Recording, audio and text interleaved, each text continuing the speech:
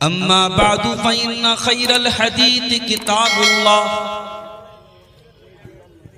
व खैरल हदी हदी मुहम्मदिन सल्लल्लाहु अलैहि वसल्लम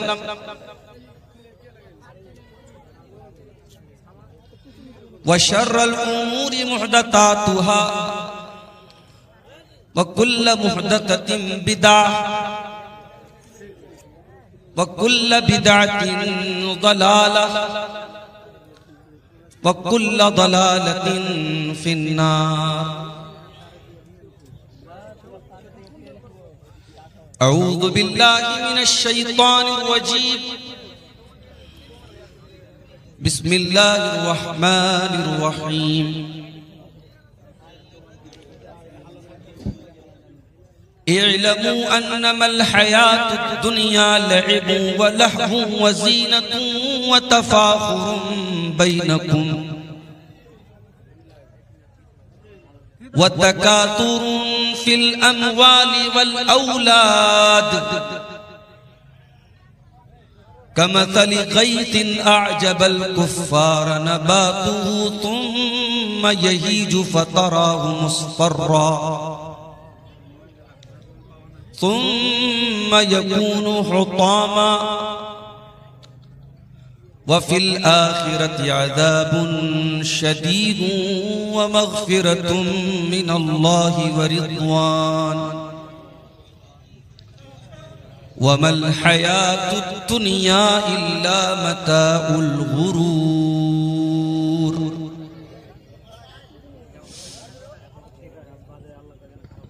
आप लोग सेटिंग करके बैठ जाएं, पीछे वाले बार बार हर जलसे में डिस्टर्ब हो रहा है। एक बार सेटिंग करके बैठ जाएं।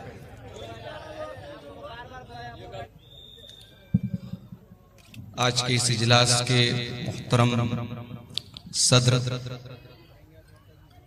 स्टेज के ऊपर जलवा फरोज उलमाए किराम, मुहतरम बुजुर्गों, नौजवान भाइयों, माँ और बहनों, प्यारे बच्चों, पिछले साल भी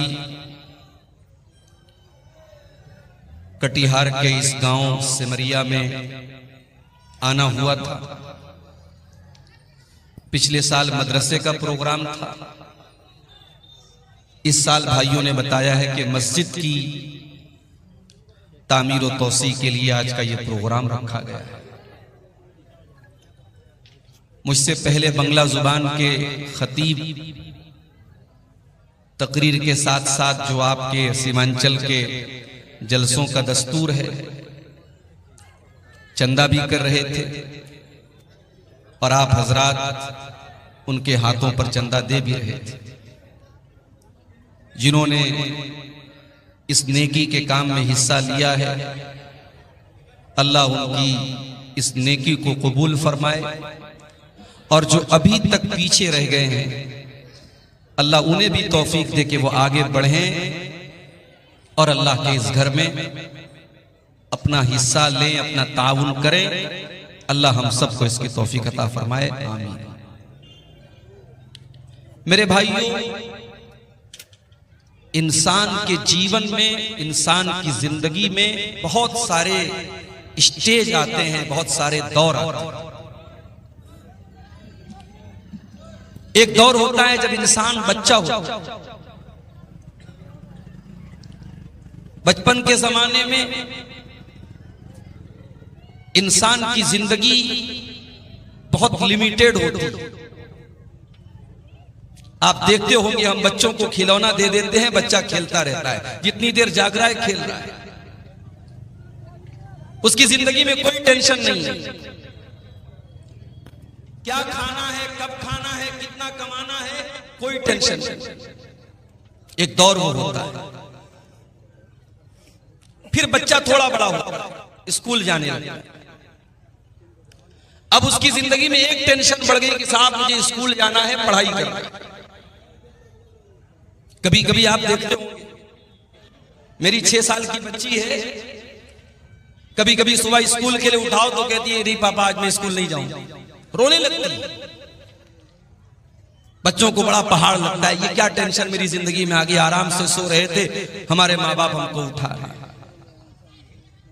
बच्चा स्कूल गया, पढ़ाई किया, घर आया, स्कूल से मदरसे से जो होमवर्क मिला वो किया, फिर खेल रहा है। अभी भी उसकी जिंदगी में कोई टेंशन नहीं है, न बीवी का डर है, न बीवी का खर्चा उठाना है, न बच्चों की जिम्मेदारी है, न कमाने की टेंशन है। बच्चा आजाद है, ज्यादा से ज्यादा पढ़ाई की टेंशन। बच्चा थोड़ा और बड़ा हुआ, 15 साल का हो गया,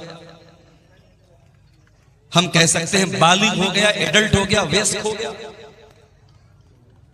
अब थोड़ा सा वो समझदार हो गया। अब उसे लगने लगा कि नहीं, मैं लड़का हूं तो मुझे जिंदगी में कुछ करना भी है। मेरे बाप मजदूरी कर रहे हैं, मेहनत कर रहे हैं, मुझे पढ़ा रहे हैं, मुझे भी कुछ उनका सपोर्ट करना है। बहुत सारे बच्चे 15-16 साल की उम्र में जिम्मेदारी भी उठा रहे हैं।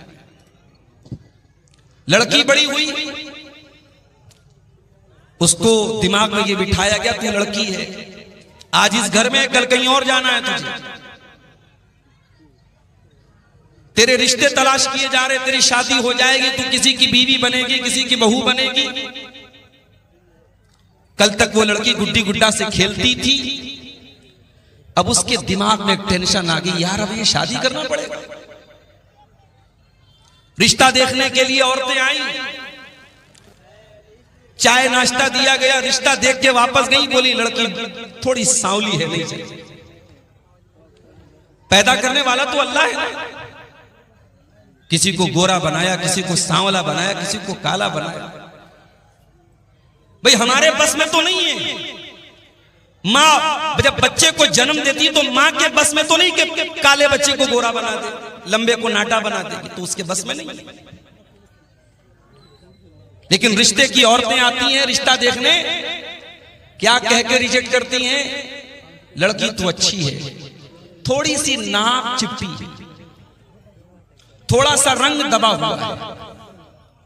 अब वो लड़की जो बेचारी सज करके संवर करके आई थी, मेकअप करके आई थी, चाय लेकर के आई थी रिश्ता देखने वाली औरतों के सामने, और वो जब रिजेक्ट कर देते तो ये जो रिजेक्ट हो जाने का जो असर है वो लड़की के दिमाग में मायूसी पैदा करता है। बहुत सारी लड़कियां बीमार पड़ जाती हैं जब बार बार उनका रिश्ता लोग देखने आते हैं और रिजेक्ट करके चले जाते हैं। कुछ लड़कियां ऐसी भी होती हैं, बड़ी पढ़ी लिखी हैं, दीनदार हैं, नमाजी हैं, पर्दा करने वाली हैं, किरदार की अच्छी हैं, कैरेक्टर की अच्छी हैं, बस बेचारी थोड़ी सी सांवली है।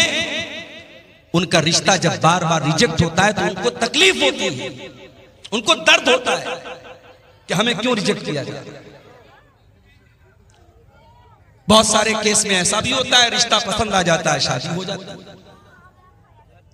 तो इंसान का बचपन अलग था, बचपन के बाद लड़कपन अलग था, लड़कपन के बाद जवानी अलग है, अब जवानी के बाद जब शादी हुई तब की जिंदगी अलग है। शादी हो गई, बच्चे पैदा हो गए, अब कल तक अकेला था, कोई जिम्मेदारी सर पे नहीं थी, शादी हो गई तो बीवी की जिम्मेदारी उसके ऊपर आ गई। मार्केट जा रहा है तो अब उसको बीवी के मेकअप का आइटम भी खरीदना है, कपड़ा लेने जा रहा है तो बीवी का सूट भी लेना है, बीवी का दुपट्टा भी लेना है, बीवी का जूता चप्पल भी उसको लेना है। खर्चे बढ़ गए, जिम्मेदारी बढ़ गई। फिर जब वो साहिब औलाद हो गया, अब जिंदगी थोड़ी सी और चेंज हो गई, बदल गई। अब उसे डाइपर भी लेना है, उसे बेबी सोप भी लेना है, उसे बेबी क्रीम भी लेना है, उसे बेबी पाउडर भी लेना है, उसे बच्चे का पालना भी लेना है, बच्चे का झूला भी लेना है। अब जिंदगी में खर्चे बढ़ गए, जिम्मेदारी बढ़ गई। बच्चा बड़ा हुआ, अब बच्चे का स्कूल में एडमिशन कराने का सरदर्द शुरू हो गया। स्कूल का एडमिशन करा दिया तो किताबें भी दिलानी है, मंथली फीस भी भरना है, ट्यूशन की फीस भी भरना है। मेरे प्यारे साथियों, अब जिंदगी में जिम्मेदारी बढ़ती चली जा रही है। और आगे बढ़ो, अब बच्चे बड़े होने लगे, बेटी बड़ी होने लगी, बेटा बड़ा होने लगा। बेटे का कैरियर क्या बनेगा, बेटा जॉब करेगा या बिजनेस करेगा, बेटा बड़ा होकर के क्या करेगा, ये टेंशन भी उसको पैदा हो गई। बेटी बड़ी हो गई तो बेटी की शादी कहां करना है, किससे करना है, कैसा रिश्ता देखना है, अब ये टेंशन उसके अंदर आ गई। जिंदगी दिन ब दिन टेंशन पर टेंशन देती चली जा रही है। इसीलिए अल्लाह कुरान में कहता है लक़द खलक़नल इंसान फी कबद, हमने इंसान को इस तरीके से पैदा किया है। इंसान जिंदगी बड़ी स्ट्रगल करता है, संघर्ष करता है, मेहनत करता है, कद्दो काविश करता है। इंसान की जिंदगी में दिन ब दिन टेंशन बढ़ती चली जाती है। जिंदगी टेंशन का नाम है। दुनिया में कोई ये कहता है मुझे कोई टेंशन नहीं, झूठ बोलता है। सबको टेंशन है। ये अलग बात है कि कोई अपनी टेंशन को दिल और दिमाग पे लेके परेशान रहता है और कोई मस्त मौला जिंदगी गुजारता है। एक जुमला बोलते हैं ना कि टेंशन लेना नहीं चाहिए, टेंशन दे देना चाहिए।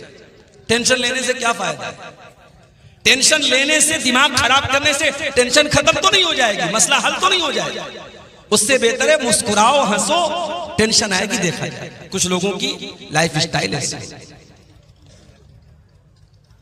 तो जिंदगी के ये अलग अलग चरण हैं, अलग अलग स्टेज हैं, अलग अलग दौर हैं।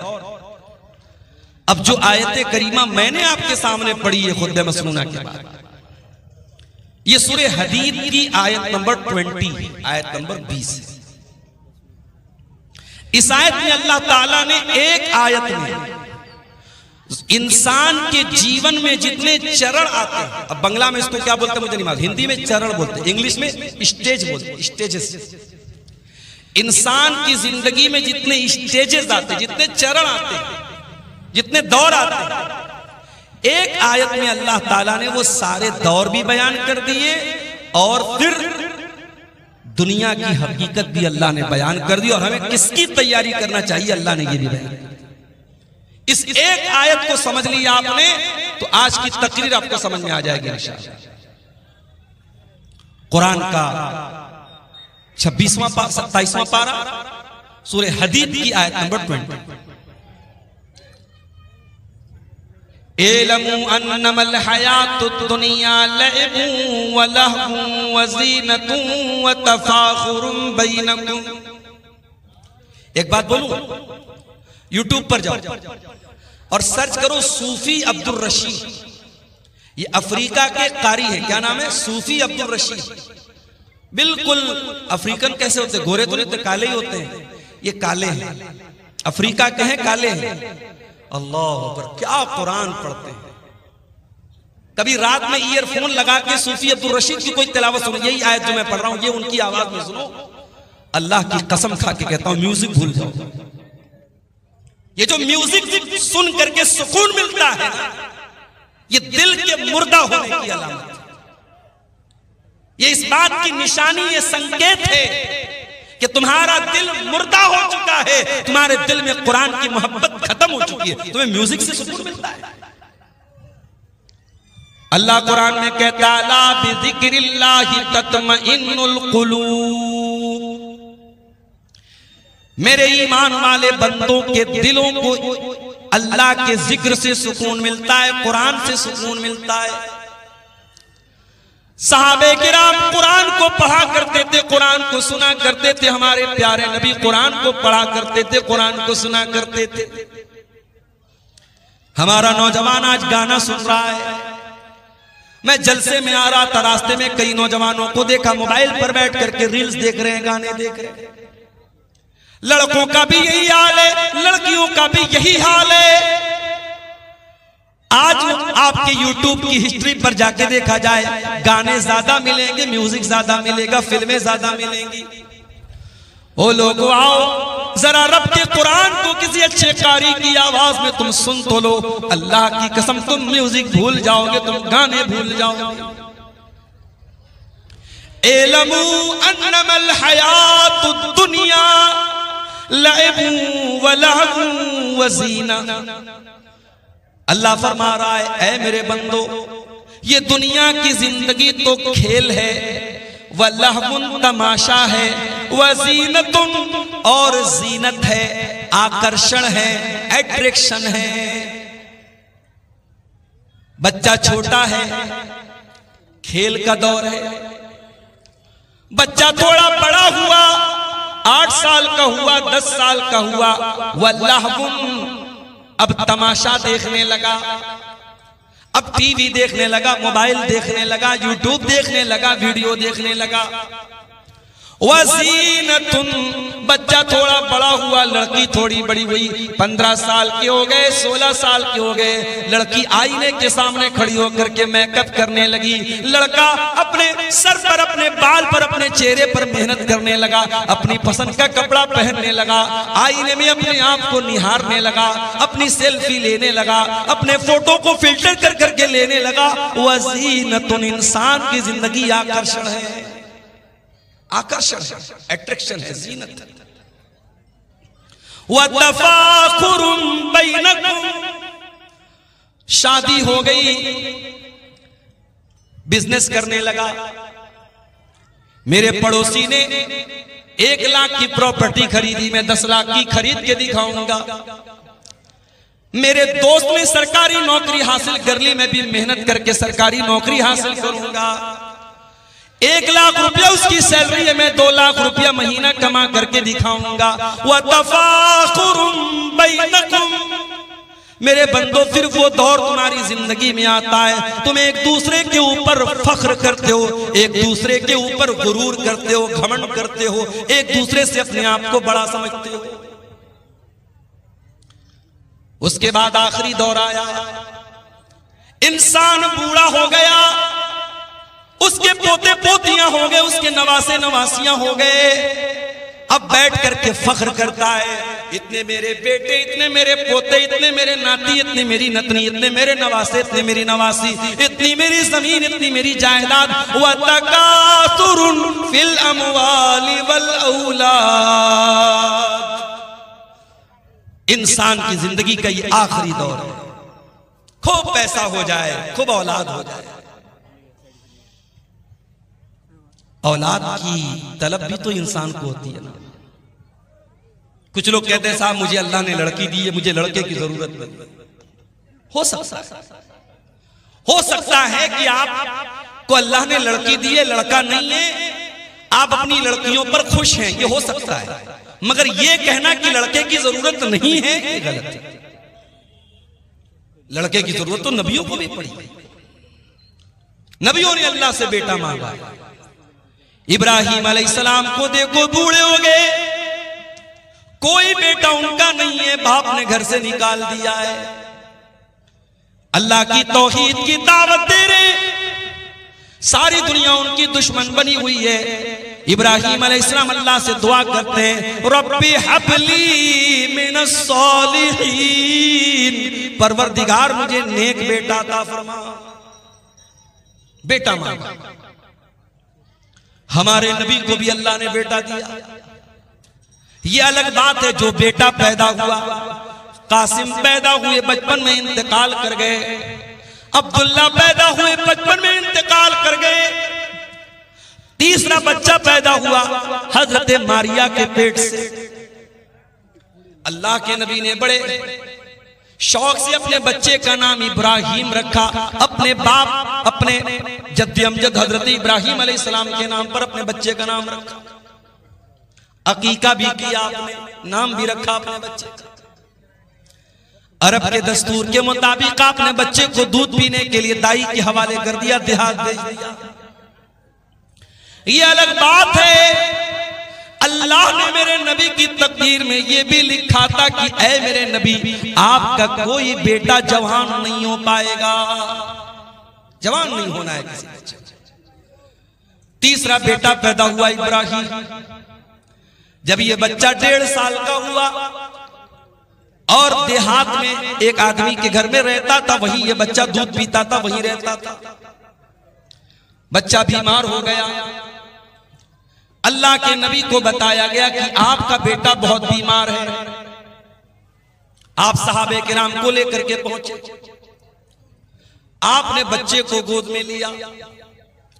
आप अल्लाह के नबी हैं, आखिरी नबी हैं। आपसे मजबूत कलेजा किसका हो सकता है, आपसे मजबूत दिल किसका हो सकता है। मगर औलाद की मोहब्बत तो मेरे नबी के सीने में भी मौजूद थी। आपने देखा मेरा इकलौता बेटा आखिरी सांसें ले रहा है, दम तोड़ रहा है। अल्लाह के प्यारे नबी की आंखों से आंसू जारी हो जाते हैं, आपकी आंखों से आंसू गिरने लगते हैं। और सहाबे किराम अपने नबी को रोता हुआ देख करके कहते हैं, अल्लाह के नबी ये हम क्या देख रहे हैं, आप रो रहे हैं, आपकी आंखों से आंसू बह रहे हैं। आप फरमाते हाज़िही रहमतुन जअलहल्लाहु फी क़ुलूबि इबादिही। ऐ मेरे सहाबा, ये आंसू मुहम्मदुर रसूलुल्लाह के आंसू नहीं है, ये इब्राहिम के अब्बा के आंसू हैं, ये इब्राहिम के बाप के आंसू हैं। ये एक बाप के आंसू हैं जो मोहब्बत में अपने बेटे की जुदाई में निकल रहे हैं। ये एक बाप के दिल से निकले हुए दर्द के आंसू रो रहे हैं। आज तो पीरों और फकीरों को लोगों ने यह दर्जा दे दिया है। पीर साहब को इतना पावर है कि एक आदमी तकरीर में बयान कर रहा है, वीडियो मौजूद है फेसबुक के ऊपर, आप जाके देख सकते हैं कि शेख अब्दुल कादिर जिलानी का मुरीद था। कब्र में पहुंचा मरने के बाद, मुनकर नकीर आए सवाल पूछने के लिए। जैसे ही सवाल पूछा, शेख अब्दुल कादिर जिलानी के मुरीद ने कहा, तुम्हें मालूम नहीं मैं किसका मुरीद हूं? कहा किसके मुरीद हूं? कहा मैं गौसे आजम का मुरीद हूं, मैं शेख अब्दुल कादिर जिलानी का मुरीद हूं। इतना सुनना था, मुनकर नकीर भागे, भाई तेरे से कोई सवाल नहीं करना, तुझसे कुछ नहीं पूछना, तू इतनी बड़ी हस्ती का मुरीद है। ये किस्से गढ़ने वाले, ये कहानियां गढ़ने वाले, ये करामतें गढ़ने वाले ये क्यों भूल जाते हैं कि अल्लाह के नबी से बड़ा कोई इंसान दुनिया में नहीं गुजरा, आपसे बड़े मर्तबे वाला कोई नहीं गुजरा। और आपका ये हाल है, आपका अपना बच्चा है, आपके हाथों में दम तोड़ रहा है और आप कुछ नहीं कर पा रहे। यहां तो कितने मुर्दों को जिंदा कर दिया शेख अब्दुल कादिर जिलानी। या मेरे नबी अपने बच्चे को मरता हुआ देख करके रो रहे हैं और कुछ नहीं कर पा रहे। बेटा मर जाता है, मुहम्मदुर रसूलुल्लाह की आंख से आंसू निकलते और आप क्या कहते हैं?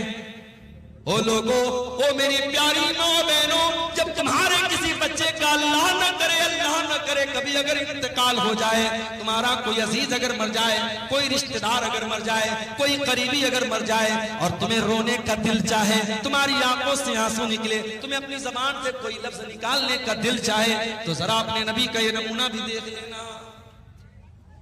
क्या फरमाया? इन्नल आइना तदमा वल कल्ब यहज़ुन वला नक़ूलु इल्ला मा यरदा रब्बुना। ऐ मेरे बच्चे इब्राहिम, तेरे जाने से तेरे बाप का दिल गमगीन है, तेरे बाप की आंखों से आंसू बह रहे, तेरा बाप रो रहा है। ऐ इब्राहिम, लेकिन तेरा बाप अपनी जबान से कोई ऐसी बात नहीं निकालेगा जिससे अल्लाह नाराज हो जाए। तो बेटे की ख्वाहिश तो सबको होती है, नबियों को भी। अल्लाह कह रहा है कि जिंदगी के ये अलग अलग दौर हैं। एक खेल का दौर था, एक तमाशे का दौर था, एक अट्रैक्शन का दौर था, एक खूब पैसा कमाने का दौर था, एक एक दूसरे पर फख्र करने का दौर था। और फिर एक आखिरी दौर आया कि ढेर सारे बच्चे हो गए, बड़ा खानदान हो गया, बड़ी प्रॉपर्टी बना ली, बड़ी जमीन बना ली। अब जरा गौर से सुनना सेवरिया वालों, अब अल्लाह ताला दुनिया की एक मिसाल बयान कर रहा है। कमसल गैसिन आजबल कुफ्फार नबातुहु। मेरे बंदो, दुनिया की मिसाल अल्लाह बयान कर रहा है जैसे बारिश होती है। जब बारिश होती है तो सबसे ज्यादा कौन खुश होता है? किसान खुश होता है। किसान खुश होता है। बारिश ना हो, किसान खुदकुशी कर लेता है, और बारिश सही समय से हो जाए, किसान खुश हो जाता है।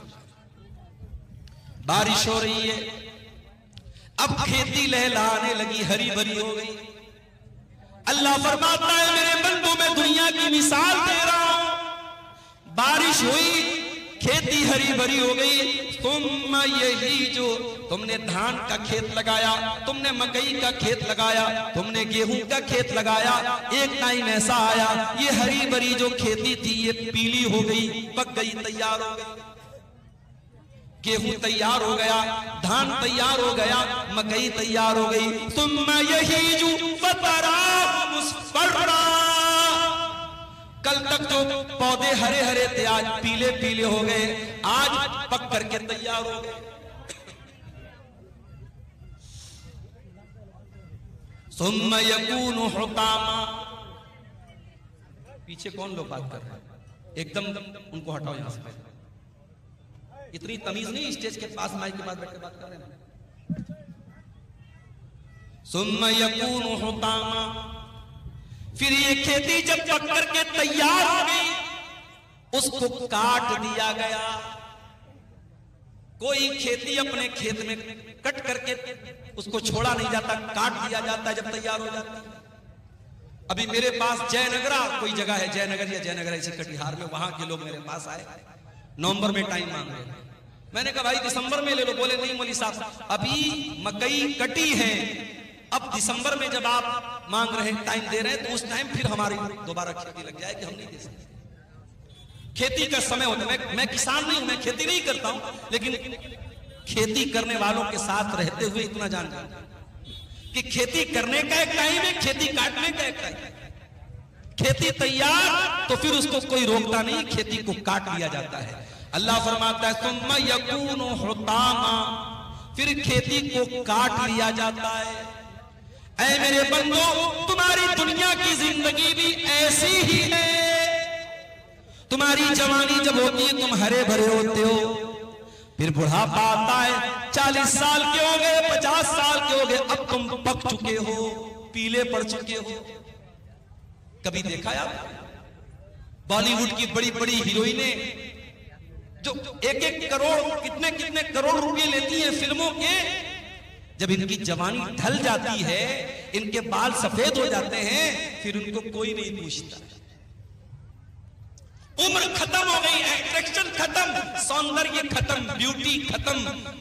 इंसान जब बूढ़ा होने लगता है उसके जिस्म की फिटनेस खत्म होने लगती है। कोई लाखों में हजारों में कोई एक होता है जो बहुत ज्यादा कसरत करता हो, बहुत ज्यादा जिम जाता हो, बहुत ज्यादा अपनी ग़िज़ा पे ध्यान देता हो, तो वो भी 50 साल तक 55 साल तक अपने आप को मेंटेन रखे। फिर उसके बाद तो उस पर भी बुढ़ापा आना है ना भाई। बुढ़ापे की कोई दवा नहीं है, बुढ़ापे का कोई इलाज नहीं।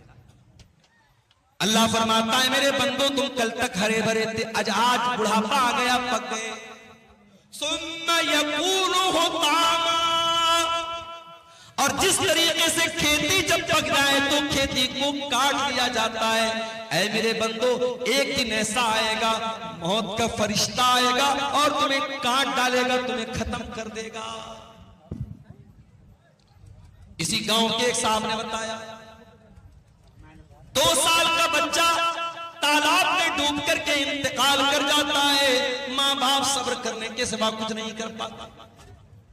इसी कटिहार के एक भाई ने बताया उनके वालिद रास्ते से जा रहे थे, बाइक से एक्सीडेंट होता है, वालिद साहब ऑन द स्पॉट इंतकाल कर जाते हैं। कितने हादसे अपनी आंखों से हम देखते हैं, कितने जवानों के जनाजे अपने हाथों से हम उठाते हैं। मरने वाले बच्चे भी होते हैं, मरने वाले जवान भी होते हैं, मरने वाले बूढ़े भी होते हैं। मौत का फरिश्ता कभी ये देख के नहीं आता कि आपकी उम्र हो गई कि नहीं। मौत का फरिश्ता अल्लाह के हुक्म से आता है। सुम्मा यकूनु हुतामा। एक दिन तुमको कट जाना है, मर जाना है, दुनिया से चले जाना है। कब तक रहना है नहीं पता, 40 साल भी रह सकते हो, 50 साल भी रह सकते हो सकता है कि कल की सुबह का सूरज भी तुम न देख पाओ। मेरे बंदो ये दुनिया की जिंदगी खत्म हो जाएगी। वफिल आखिरति अज़ाबुन शदीदुन व मग़फ़िरतुम मिनल्लाहि व रिज़वान। और जब अल्लाह ताला के पास जाओगे तो वहां 2 रास्ता है, एक तरफ अल्लाह का अज़ाब है, एक तरफ जहन्नम की आग है, और दूसरी तरफ अल्लाह ताला की नेमत है, अल्लाह की जन्नत है, अल्लाह का की रजा है। अब तुम तय कर लो तुमको जन्नत में जाना है कि जहन्नम में जाना है। तुम तय कर लो, तुम डिसाइड कर लो, तुम फाइनल कर लो।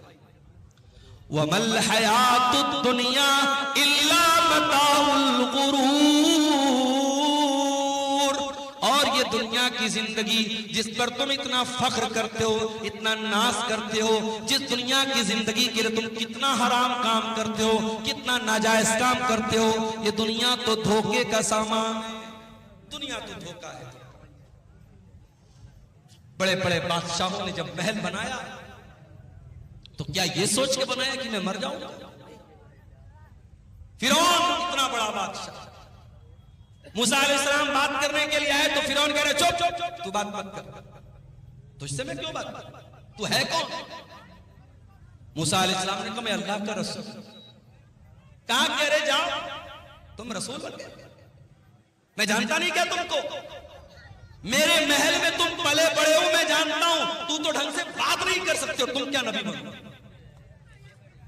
फिरौन ने हजरत मूसा का मजाक उड़ाया, क्योंकि मूसा अलैहिस्सलाम बचपन में एक आग की चिंगारी से उनकी जबान कट गई थी, इसलिए उनकी जबान में लड़खड़ाहट थी। अल्लाह की कुदरत, जिस पैगंबर की जबान में लड़खड़ाहट है, उस पैगंबर को अल्लाह ताला आसमान में, पहाड़ पे बुलाता है, कूहे दूर पे बुलाता है, और उस पैगंबर से अल्लाह कलाम करता है, बातचीत करता है।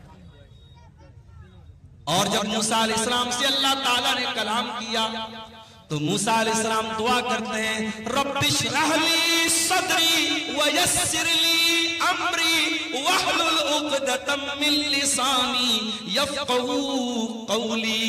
परवरदिगार मेरे सीने को मेरे लिए खोल दे, मेरे मामले को मेरे लिए आसान बना दे, और अल्लाह मेरी जबान की लुकनत को दूर कर दे, मेरी जबान की गिरे को दूर कर दे, मेरी जबान की लड़खड़ाहट को दूर कर दे, यफ़क़हू क़ौली, ताकि लोग मेरी बात को समझ सके।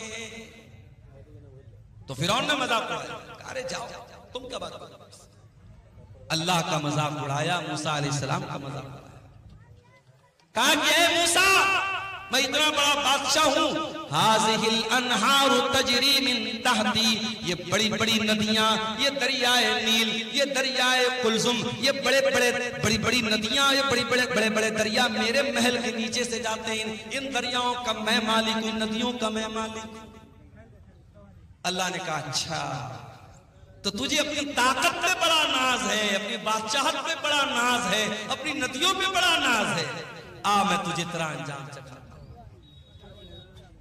मूसा अलैहिस्सलाम जाने लगे, पीछे फिरौन पीछा कर रहा है, मूसा अलैहिस्सलाम ईमान वाले लोगों को लेकर के जा रहे हैं, सामने दरिया आ जाता है। मूसा अलैहिस्सलाम के साथी कहते हैं इन्ना लमुदरकून, ऐ मूसा अब तो हम अरेस्ट हो जाएंगे, गिरफ्तार हो जाएंगे, पकड़ लिए जाएंगे, सामने पानी है और पीछे फिरौन का लश्कर है। अभी हालात आप देख रहे हैं क्या हो रहा है, जुल्म की कितनी इंतहा हो रही है। जुल्म करने वाले कल तक जब आवाम से उनका ताल्लुक था, तब तक हम इंसाफ की अदालतों में जाकर के इंसाफ के लिए हम दरवाजे खटखटा सकते, मगर जब जुल्म का कोड़ा इंसाफ करने वालों के हाथ में आ जाए, हुकूमत करने वालों के हाथ में आ जाए, और जो जालिम है वही मुनसिफ बन जाए, तो फिर मजलूम फरियाद करे तो भी किससे करे, मजलूम जाए तो किसके पास जाए। दंगा करने वाला, फसाद करने वाला कौन, सारी दुनिया को मालूम है। किसके जुलूस में मां बहन की गालियां दी गई, वीडियो मौजूद है, जमाना शाहिद है। मगर आज हिंदुस्तान की तारीख लिखने वाला लिखेगा कि जुल्म की तारीख कैसे लिखी जाती है, किस तरीके से मजलूमों के घर गिराए जा रहे थे, किस तरीके से मजलूमों के बच्चों और औरतों पर जुल्म किया जा रहा था। याद रखो मेरे भाई, अल्लाह का कानून याद रखो, अल्लाह की सुन्नत याद रखो। अल्लाह अपनी धरती पर कभी जालिमों को बरकरार नहीं रखता, जालिमों की हुकूमत को बरकरार नहीं रखता। अल्लाह ने इस धरती पर मुशरिक और कुफ्र करने वालों की हुकूमतों को बरकरार रखा है, मगर जालिम को अल्लाह ने जड़ से उखाड़ दिया। हर जालिम अपना अंजाम याद रखे। अरबी में कहावत है, लेकुल्ले फिरौन मूसा, हर फिरौन के लिए अल्लाह ताला ने किसी मूसा को तैयार किया। मूसा अलैहिस्सलाम जा रहे हैं, पीछे फिरौन है, सामने पानी है। कौम के लोग कहते हैं Musa we will be arrested, we will be captured, हम तो पकड़ लिए जाएंगे, गिरफ्तार हो जाएंगे। मूसा अलैहिस्सलाम कहते हैं, ऐ मेरी कौम के लोगों, डरने की जरूरत नहीं है। इन्ना मइया रब्बी सयहदीन, मेरा रब मेरे साथ है, मेरा रब जरूर कोई ना कोई रास्ता निकालेगा।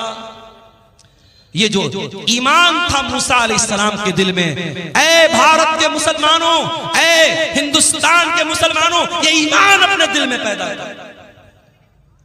तुम अल्लाह अकबर की सदा देने वाले हो, तुम ला इलाहा इल्लल्लाह का कलमा पढ़ने वाले हो। तुम्हारा ईमान हुकूमतों पर नहीं है, तुम्हारा ईमान सियासी पार्टियों पर नहीं है। इन सियासी पार्टियों ने कल भी इस्तेमाल किया था, आज भी तुम्हें इस्तेमाल कर रहे हैं और आइंदा भी करते रहेंगे। तुम ईमान लाए हो रब्बे वाहिद की जात पर, उस अल्लाह की जात पर अपने ईमान को मजबूत करो, उस अल्लाह से अपने ताल्लुक को जोड़ दो। मूसा अलैहिस्सलाम ने कहा मेरा रब मेरे साथ है, वो जरूर कोई ना कोई रास्ता निकालेगा।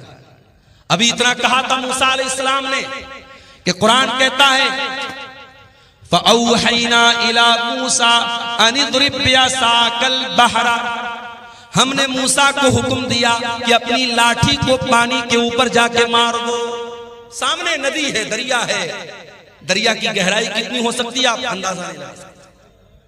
दरियाए कुलसुम बहुत बड़ी नदी है, वो नदी सामने थी। हजरत मूसा गए और लाठी को जाकर के पानी पर मारा। जैसे ही लाठी को पानी पर मारा है, अभी मैं मुंबई गया था एक हफ्ता पहले, मुंबई में एक ब्रिज है, उसको अटल सेतु बोलते हैं। अटल सेतु 22 किलोमीटर का ब्रिज है, समंदर के अंदर बना है। अल्लाह, 1-2 किलोमीटर नहीं, 22 किलोमीटर, 22 किलोमीटर का ब्रिज कहां बना है? समंदर के अंदर बना है।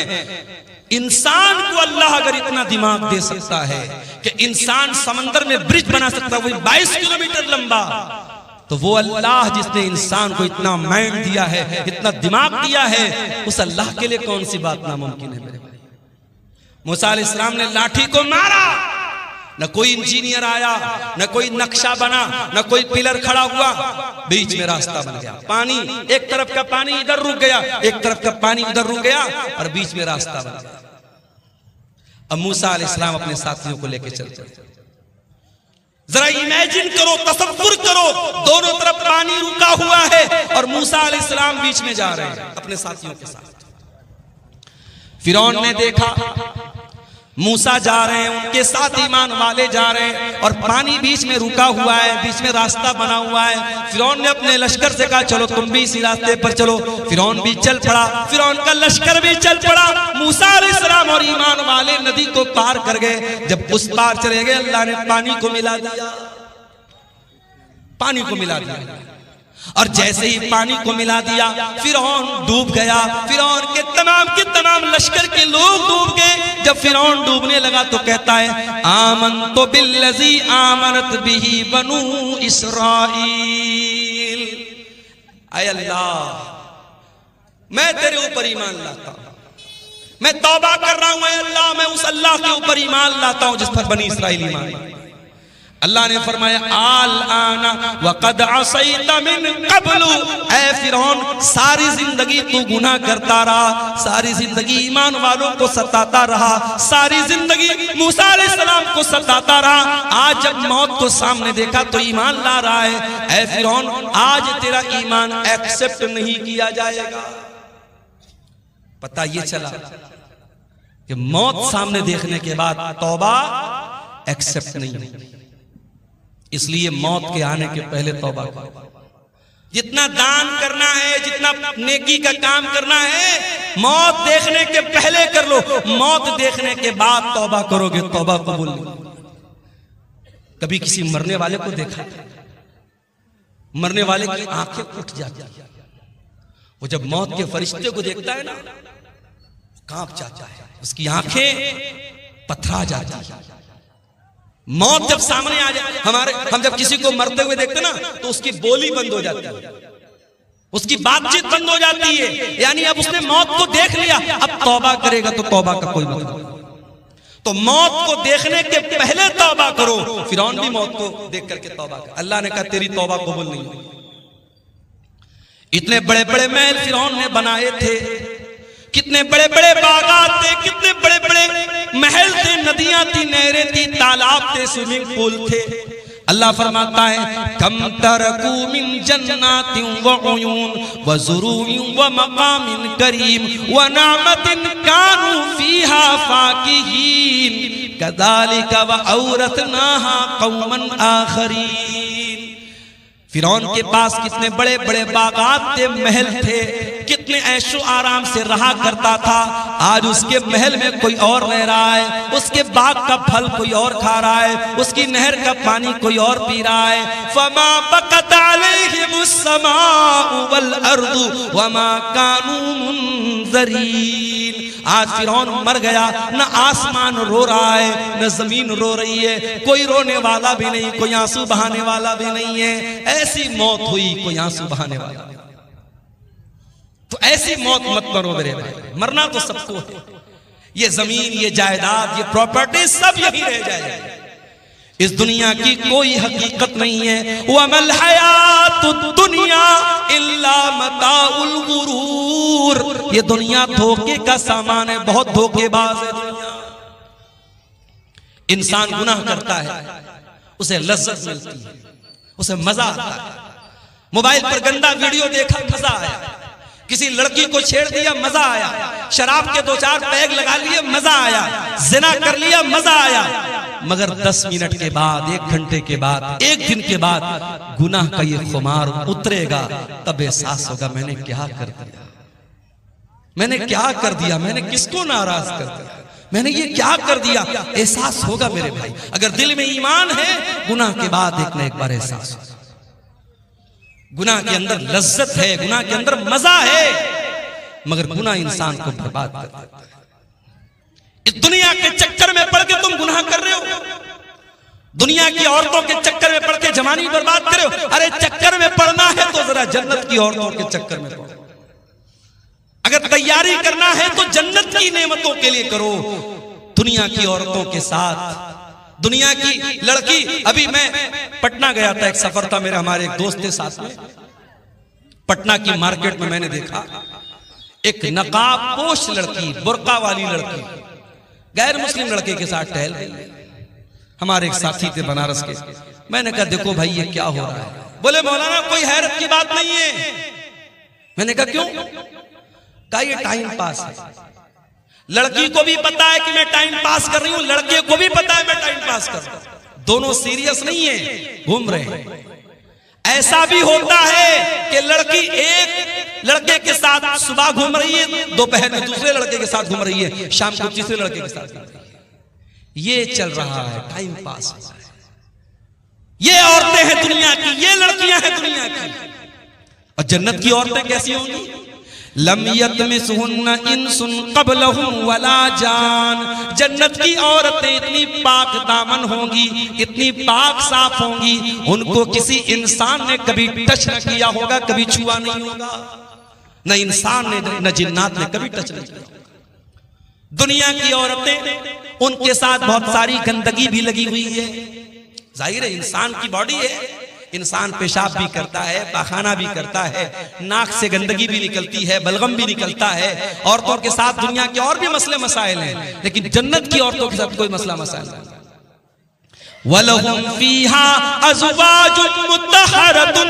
दुनिया की औरतों के साथ तो बहुत सारे मसाइल और गंदगियां हैं, लेकिन जन्नत की औरतें बिल्कुल पाक और साफ होंगी। अब्दुल्लाह इब्न अब्बास इस आयत की तफसीर में कहते हैं ला यहिज़ना, जन्नत की औरतों को पीरियड नहीं आएगा। वला युहदिसना, उनको पेशाब व पाखाना की हाजत न होगी। वला यतनखमना, उनको थूक और बलगम की गंदगी नहीं होगी। पाक और साफ। दुनिया में जो औरत दुपट्टा ओढ़ती है, ओढ़नी ओढ़ती है, पर्दा करती है, समझ जाओ कि वो जन्नती औरत है, इसलिए कि जन्नत की औरत के सर पर भी दुपट्टा होगा। अल्लाह के नबी फरमाते हैं, बुखारी और मुस्लिम की रिवायत है, लवी तलात इल दुनिया, अगर जन्नत की औरत दुनिया में एक मर्तबा झांक दे, एक नजर डाल दे, मलात मा बैनहुमा रिहा, उसकी खुशबू से जमीन व आसमान भर जाए। इतनी बेहतरीन खुशबू जन्नत की औरत सिर्फ एक नजर झांक दे दुनिया में, उसके परफ्यूम से, उसके फ्रेग्रेंस से, उसकी खुशबू से, उसके सेंट से दुनिया भर जाएगी। वला नसीफुहा अला रासिहा खैरुम मिनद दुनिया व मा फीहा, और जन्नत की औरत के सर पर जो दुपट्टा होगा,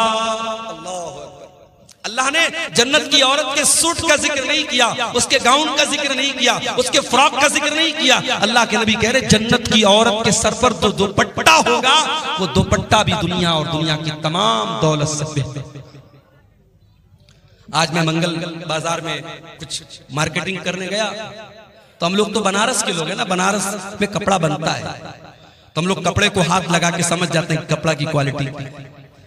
जो बनारस के अंसारी लोग हैं, जिनको जुलाहा कहते हैं, तो वो कपड़े का कारोबार ही करते, तो उनको मालूम है कि कपड़े की क्वालिटी क्या है।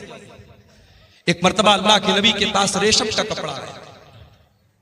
रेशम का कपड़ा उस जमाने में भी बड़ा कीमती माना जाता था, आज भी बहुत कीमती माना जाता है। बनारस में आप जाएंगे साड़ी की मार्केट में, 500 रुपए की साड़ी भी है, 50,000 रुपए की भी साड़ी। 50,000 की साड़ी में क्या स्पेशल है, उसमें प्योर रेशम है, प्योर सिल्क है, और उसमें ओरिजिनल सोने की जरी है, तो उसकी कीमत 50,000 रुपया भी है। बड़ी बड़ी बॉलीवुड की जो हीरोइन होती है, उनका जो लहंगा होता है, जो साड़ी होती है, बनारस से तैयार होती है। तो अल्लाह के रसूल सल्लल्लाहु अलैहि वसल्लम के पास रेशम का कोई कपड़ा आया। अब सहाबे किराम अरब के रहने वाले थे, रेशम वहां नहीं बनता था, रेशम का कपड़ा नहीं मिलता था। मोटे मोटे कपड़े मक्के में पहने जाते थे, टाट वगैरह टाइप के कपड़े, जूट वगैरह के कपड़े पहने जाते थे। तो जब ये रेशम का कपड़ा आया, तो सहाबा उसको छू करके कहने लगे कि कितना सॉफ्ट है, कितना मुलायम है, कितना नर्म है। सहाबे किराम को बड़ी हैरत हुई।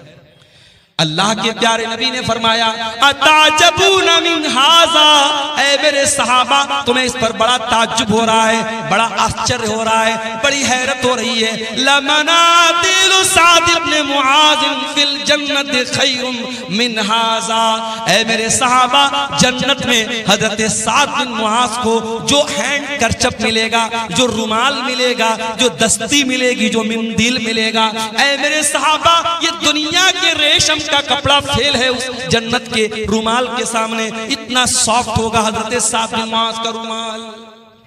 जब जन्नत का रुमाल इतना सॉफ्ट होगा, तो जन्नत का कपड़ा कितना प्यारा होगा। अल्लाह ने जब जन्नत के कपड़े का जिक्र किया, तो फरमाया, सियाबन खुजरम मिन सुंदुसिन व इस्तबरक, जन्नतियों के बदन पर रेशम का कपड़ा होगा, और रेशम भी दो टाइप का होगा, एक रेशम सुंदुस होगा और एक रेशम इस्तबरक होगा।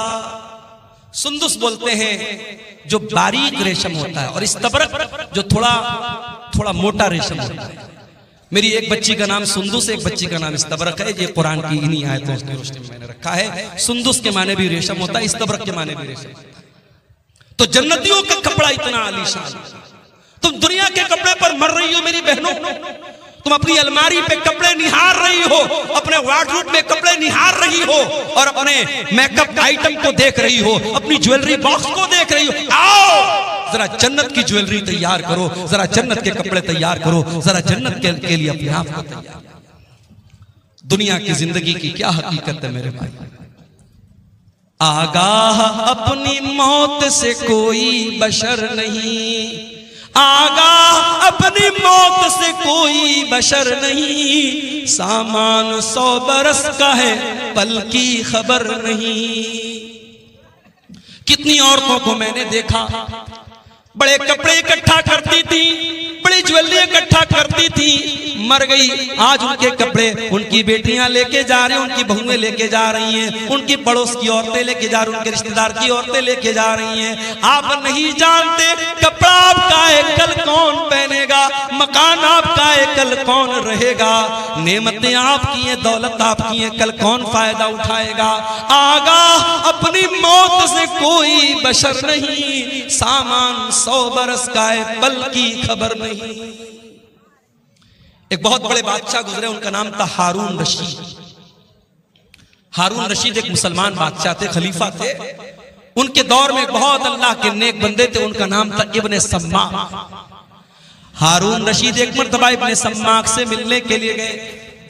ऐ इब्ने सम्माक, आप बहुत बड़े आलिम दीन हैं, मैं आपके पास आया हूं, आपसे मसला मसाइल नहीं पूछना है, मैं आपसे बस ये पूछना चाहता हूं कि कुछ नसीहत कर दीजिए, कोई पैगाम मुझे दे दीजिए, कोई मैसेज दे दीजिए, कोई संदेश दे दीजिए, कोई नसीहत दे दीजिए।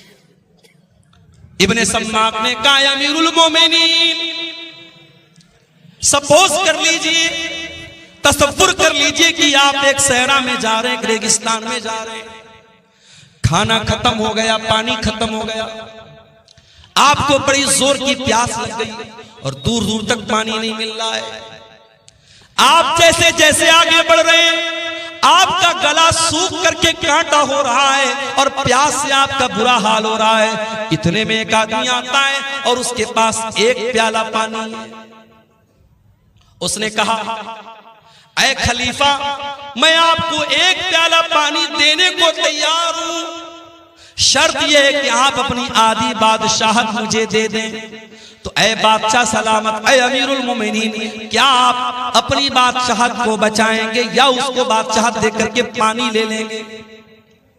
हारून रशीद ने थोड़ी देर सोचा, कहा कि ऐ इब्ने सम्माक, मैं बादशाहत दे दूंगा, पानी ले लूंगा, क्योंकि जान बचाना जरूरी है, मेरी जान जा रही है प्यास के मारे, मैं आधी बादशाहत दे दूंगा और पानी ले लूंगा। इब्ने सम्माक ने कहा, बादशाह सलामत, अब सपोज कर लो वो पानी आपने पी लिया, अब वो पानी आपकी बॉडी में जाकर के अटक गया, अब आपको जोर की पेशाब लग गई, लेकिन पेशाब के रास्ते से पेशाब नहीं निकल पा रहा है, आप बेहाल हो गए, आपको अपनी जिंदगी खतरे में नजर आने लगी, आप पेशाब के रुक जाने से आप परेशान हैं। इतने में एक दूसरा आदमी आता है और वो कहता है, ऐ अमीरुल मोमिनीन, आपको मैं ऐसी दवा दे दूंगा कि आपका पेशाब निकल आएगा, आप रिलैक्स फील करेंगे, आपका दर्द खत्म हो जाएगा, शर्त ये कि आप अपनी बाकी आधी बादशाहत मुझे दे दें। तो ऐ बादशाह सलामत, क्या आप अपनी जान बचाएंगे या उसको अपनी बादशाहत दे दें? हारून रशीद ने कहा कि मैं अपनी आधी बादशाहत दे दूंगा और उससे वो दवा ले लूंगा ताकि मेरा पेशाब हो जाए, मेरी तकलीफ दूर हो जाए, मेरी जान बच जाए। इब्ने सम्माक ने कहा, बस ऐ हारून रशीद, फंजुर या अमीरल मोमिनीन इला मुल्की का हाज़त तवील वल अरीज़। ऐ बादशाह सलामत, इतनी लंबी चौड़ी आपकी बादशाहत है, ला तुसावी शरबतन व बौलतन, इतनी बड़ी बादशाहत की क्या हैसियत है कि पेशाब के चंद कतरे और पानी के चंद कतरों की वैल्यू आपकी सारी हुकूमत के बराबर है। ऐ बादशाह सलामत, कभी इस हुकूमत पर नाज न करना, कभी गुरूर न करना, अगर वक्त पड़ गया तो पानी के चंद कतरों के बराबर आपकी बादशाहत है और पेशाब के चंद कतरों के बराबर आपकी बादशाहत है। मेरे भाइयों, ये है दुनिया की हकीकत। दुनिया के पीछे मत मरो मेरे भाइयों। हर जुमा के दिन आप सुनते हैं इमाम साहब सूरह आला की तिलावत करते हैं, बल तुसिरूनल हयातद दुनिया वल आखिरतु खैरुम व अबका। मेरे बंदो, तुम दुनिया की जिंदगी को तरजीह देते हो, तुम दुनिया की जिंदगी को ऊपर रखते हो, जबकि आखिरत की जिंदगी ज्यादा बेहतर और ज्यादा बाकी रहने वाली है। तुम्हें तो आखिरत की तैयारी करना चाहिए। अब सवाल पैदा होता है कि क्या हम दुनिया में ना रहे, दुनिया का हक अदा न करें, बीवी का हक अदा न करें, बच्चों का हक अदा न करें? नहीं, ये इस्लाम की तालीम नहीं है। हमें दुनिया में रहना है, हमें बीवी का हक भी अदा करना है, हमें बच्चों का हक भी अदा करना है, हमें माँ बाप का हक भी अदा करना है, लेकिन हमें दिल नहीं लगाना है दुनिया से। जगह जी लगाने की दुनिया नहीं है, ये इबरत की जा है, तमाशा नहीं है। दिल लगाओ तो जन्नत से लगाओ, दिल लगाओ तो आखिरत से लगाओ। दुनिया दिल लगाने का ठिकाना नहीं है। दुनिया में कैसे रहना है? अल्लाह के प्यारे नबी अब्दुल्ला इब्न उमर का कंधा पकड़ करके कहते हैं, कुन फिद दुनिया का गरीब। ऐ अब्दुल्ला, दुनिया में ऐसे जिंदगी गुजारो जैसे परदेसी जिंदगी गुजारता है। बिहार के बहुत सारे लोग बंबई में रहते हैं। बंबई में दंगा हो जाता है, फसाद हो जाता है, तो बंबई में जो बिहार का रहने वाला, यूपी का रहने वाला, बंगाल का रहने वाला आदमी है, वो डर जाता है कि यार मेरा तो यहां कोई नहीं है, ये तो परदेश है, मेरा गांव नहीं है, मेरा इलाका नहीं है, मेरा क्या होगा। वो रहता है बंबई में, कमाता है बंबई में, खाता है बंबई में, मगर उसे अपना असल वतन याद रहता है। वो कटिहार के फला गांव का रहने वाला है, वो गांव से याद रहता है। अल्लाह के नबी फरमाते हैं, तुम दुनिया में इस तरीके से जिंदगी गुजारो जैसे कोई अजनबी, कोई परदेसी जिंदगी गुजारता है। औ आबिरु सबील, या ऐसे जिंदगी गुजारो जैसे कोई मुसाफिर जिंदगी गुजारता है। मुझे कल कटिहार से निकलना है, इंटरसिटी पकड़ना है, इंटरसिटी पटना जा रही है, रास्ते में बेगूसराय भी आ रहा है, रास्ते में मानसी भी आ रहा है, रास्ते में महेशखुंड भी आ रहा है, रास्ते में बरौनी भी आ रहा है। मुझे भूख लगेगी, मैं उतर करके चिप्स ले लूंगा, मैं बिस्किट ले लूंगा, मैं नमकीन ले लूंगा, मगर मुझे मालूम है मुझे पटना तक जाना है, मेरी मंजिल पटना है, मेरी मंजिल बनारस है। मैं जा करके ठहरूंगा अपनी मंजिल पर, मैं जा करके रुकूंगा अपनी मंजिल पर। मैं बीच के स्टेशनों से फायदा तो उठा सकता हूं, मगर मेरा टारगेट मेरी मंजिल होगी, मेरा मकसद मेरी मंजिल होगी। अल्लाह के नबी कह रहे हैं, दुनिया में ऐसे जिंदगी गुजारो जैसे मुसाफिर जिंदगी गुजारता है। और सहाबे किराम हमारी तरह रात में 2-2, 3-3 बजे तक तकरीर नहीं सुनते। नबी ने इतनी हदीस बयान की, अब्दुल्लाह इब्न उमर ने सुन लिया। अब अब्दुल्लाह इब्न उमर खुद कहते हैं, ओ लोगो कान खोल करके सुन लो, इज़ा अस्बहता फला तंतज़िरिल मसा, जब सुबह हो जाए तो शाम का वेट न करो, शाम की प्रतीक्षा न करो, शाम का इंतजार न करो। शाम हो जाए तो सुबह का इंतजार न करो।